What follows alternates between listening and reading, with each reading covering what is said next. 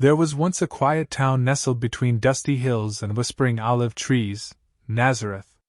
In that small, almost forgotten village, a child was born in the humblest of homes.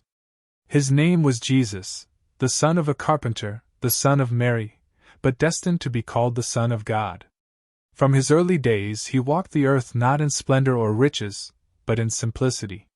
He carved wood with calloused hands and walked miles under the sun. He laughed with children, wept with the grieving, and shared bread with the hungry. Yet there was something different about him. In his eyes lived a fire of compassion, in his words, a wisdom ancient and deep. When he turned 30, he left his tools behind, not because his hands had grown weary, but because his time had come. Baptized in the Jordan River, a voice thundered from the heavens, "This is my beloved Son, in whom I am well pleased." And so, the carpenter became a teacher. He didn't preach in palaces or temples draped in gold. He spoke from hillsides, fishing boats, and dusty roads. His audience? Fishermen, tax collectors, widows, the sick, the broken, the ones society had forgotten. And to them, he gave hope. "Blessed are the meek, for they shall inherit the earth. Love your enemies. Do good to those who hate you. Come to me, all you who are weary, and I will give you rest."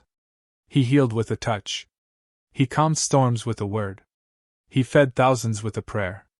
But more than anything, he loved.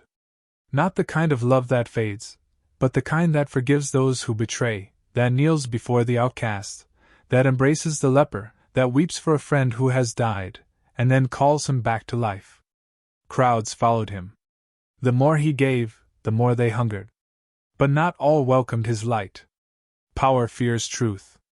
And those in power, the religious elite and political rulers, saw in him a threat. Not because he carried a sword, but because he carried a cross. One of his own betrayed him for a handful of silver. They arrested him at night. They mocked him, spit on him, whipped him. A crown of thorns pressed into his skull. And then, on a hill called Golgotha, the hands that healed the sick were nailed to a piece of wood. The carpenter was crucified. Darkness fell at noon. The earth trembled. Hope, it seemed, had died. But the story didn't end on Friday. 3 days later, when grief weighed heavy and his tomb lay sealed, something miraculous happened. The stone was rolled away. The tomb was empty. Jesus had risen. The news spread like wildfire, from the trembling lips of women at the tomb to the locked rooms of the disciples. He appeared not as a ghost, but alive, whole, radiant. Death had lost. Love had won. And before ascending into heaven, he gave one final message. "Go into all the world and preach the good news to all creation." Today, centuries later, the carpenter from Nazareth is still building, not with hammer and nails, but with grace and truth.